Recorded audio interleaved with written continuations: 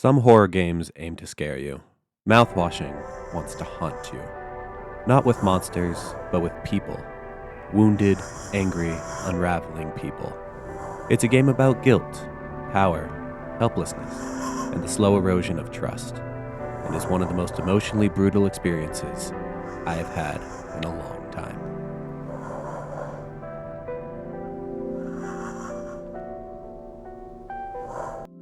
Mouthwashing is a Swedish 2024 horror adventure game developed by Wrong Organ, an independent collective known for crafting deeply psychological, lo-fi horror experiences.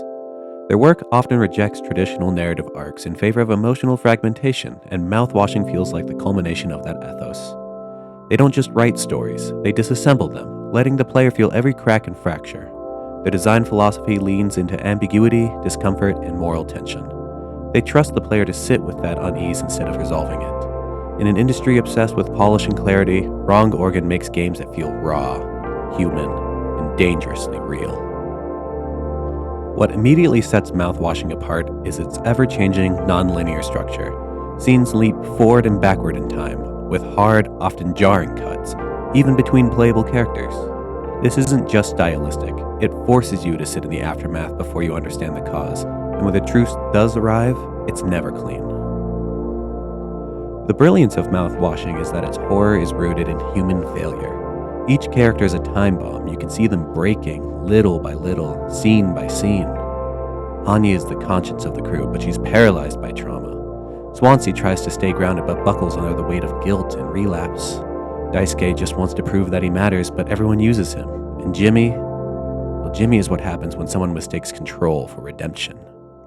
The writing never reduces them to horror tropes. These are working people with buried resentment and unspoken history. And as the ship decays, so do their relationships.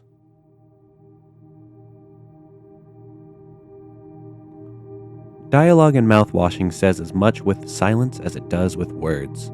Characters trail off mid-sentence, they dodge questions, they avoid eye contact.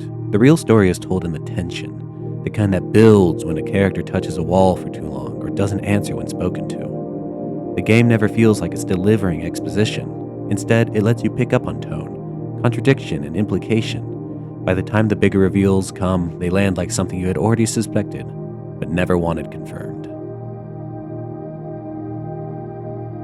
At its core, Mouthwashing is a story about rot. Emotional, institutional, moral. It's about what happens when people are abandoned by the systems they work for and forced to confront the worst in each other. There's corporate satire here, yes. Pony Express is just another soulless delivery company cutting corners, but the real horror is internal. The game doesn't ask who is the monster, it asks what part of yourself are you willing to ignore just to survive another day.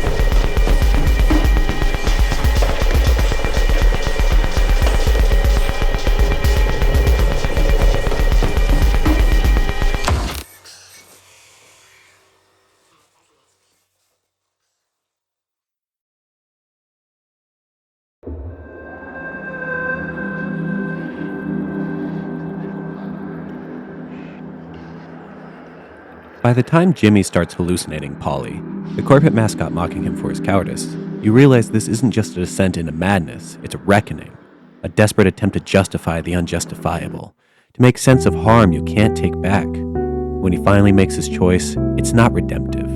It's just another compromise in a story full of them. Mouthwashing doesn't offer catharsis. It leaves you with the same uncertainty and unease that defines these characters' lives.